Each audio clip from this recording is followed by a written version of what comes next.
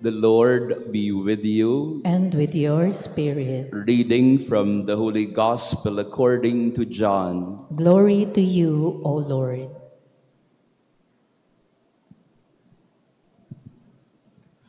Standing by the cross of Jesus were his mother and his mother's sister, Mary, the wife of Clopas, and Mary Magdalene.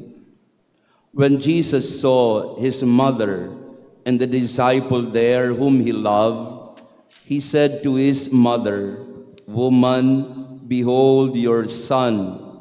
Then he said to the disciple, "Behold your mother." And from that hour, the disciple took her into his home. The Gospel of the Lord. Praise to you, Lord Jesus Christ. Praise be Jesus Christ. Now and forever. Sa mga estudyante ng PACO, I'll teach you ano ang response. If I say, praise be Jesus Christ, you say, now and forever. Okay ba yun, mga bata? No? Praise be Jesus Christ. Now and forever. And so, good morning everyone, mga kabataan lalo.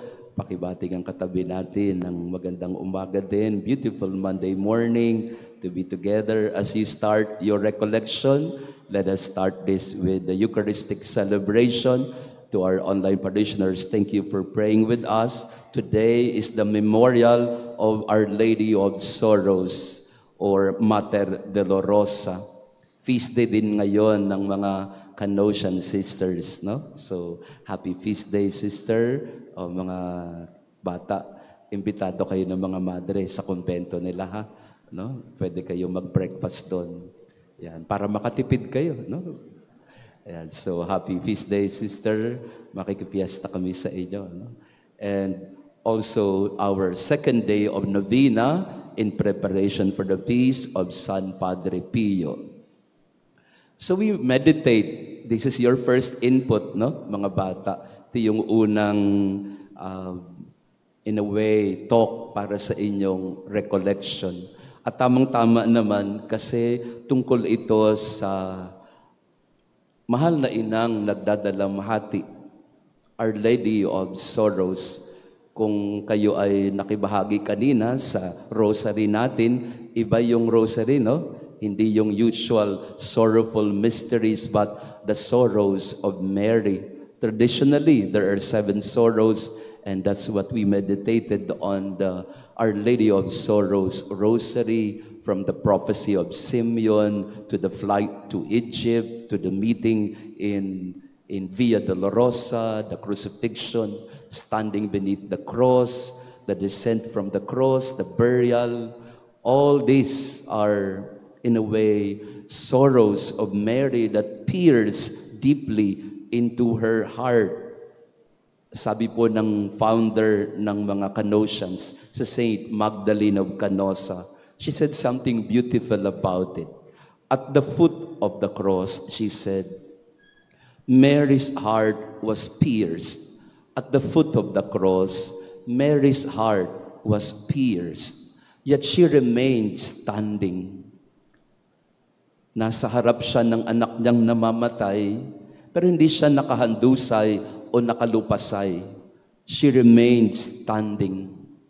From her we learn that charity that never abandons, even when it costs everything.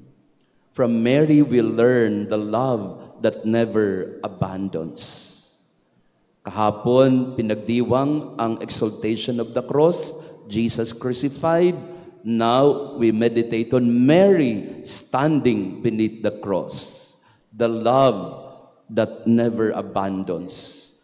Yun yung description ni Saint Magdalene of Canossa about the Stabat Mater. Kaya yung mga Canossians, baka gusto nyong maging Canossian, ang kanilang motto ay making the love of Christ crucified known to all.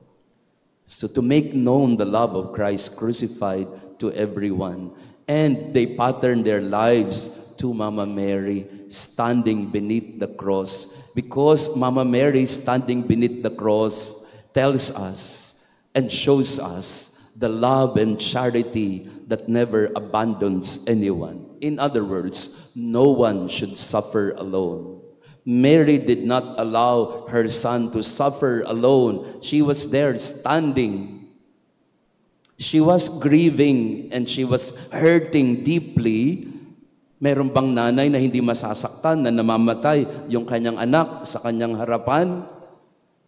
Masakit, pero matatag siya. Nakatayo siya. Ang tawag sa Latin ay Stabat Mater. Mary that is standing because she wants to tell us that you cannot allow your sorrows and your sadness and your disappointments and your failures to defeat you.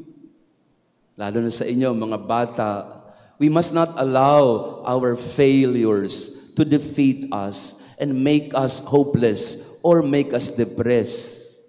Minsan, pag bumagsak ka, taas nga ang kamay dito ng bumagsak, walang aamin. O sino rito ang may line of 7? Wala ding aamin. Ang tatalino naman ng mga tagapako. Yeah. So sino rito ang gustong mag-first honor pero naging second lang? Di ba? Pakiramdam mo, gusto mo yun pero hindi na ibigay sa iyo. You feel like a failure. Many times in our life, we feel like we have failed.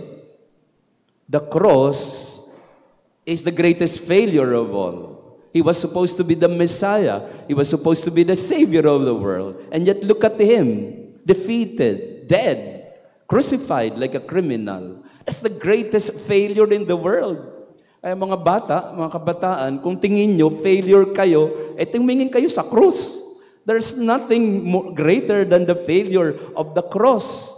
And yet, in spite of that, Jesus remained victorious. He did not allow the cross to defeat him. Instead, he turned it around. He turned it into victory of love. And Mama Mary was there beside him through and through. Sa lahat ng pinagdaanan ni Jesus, nandun si Maria, nandun ang kanyang ina. Fidelity of love, a charity that never abandons. Someone who is there all the time for people who are suffering. And I think this is also the invitation for all of us, lalo na sa inyo mga bata. Be a peer counselor to one another. Don't be a BI to each other. Sino dito ang BI? Yung bad influence. Turo nyo nga sa akin, sino rito ang bad influence sa klase ninyo? Don't be a BI to your classmates. Be a good companion. Be a good influencer. Like St. Carlo Acutis, he was called the influencer of Christ. It's like St. Maria Goretti. She was a good example to all of us. So may we become like Mary, courageously standing beneath the cross, that as you see the failure of your son, you don't give up on him. As you see your son failing in his mission, you stand and you accompany him. No one should suffer alone. Pakisabi nga sa katabi mo yon, no one should suffer alone. Kung may kaklase kayo na may pinagdadaanan sa pamilya niya or mga relationship niya, halimbawa, broken-hearted ang kaklase niyo, huwag niyo namang ibuli, huwag niyo namang pagtawanan. Madalas sa hindi, tayo mga kabataan, pinagtatawanan natin yung mga may pinagdadaanan. Bumagsak, bumagsak. Nadapa, nadapa. Binasted, busted.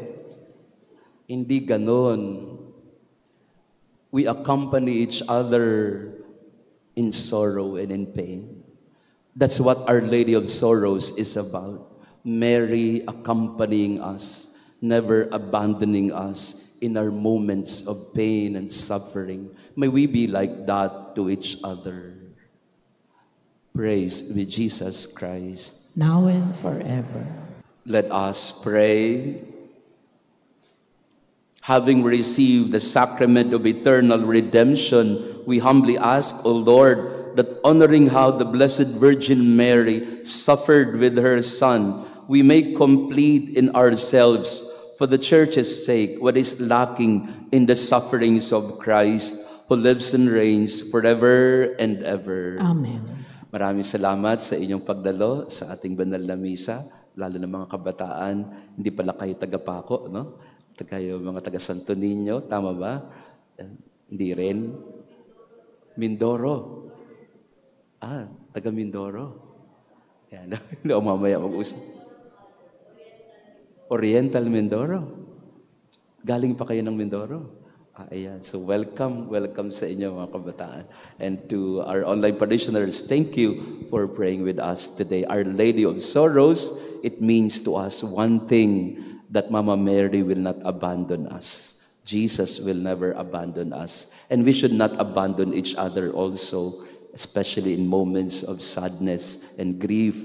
When we are in trouble, do not bully another person. Be a companion, be a good friend. That's what this feast is all about. Mama Mary accompanies us. Jesus walks with us.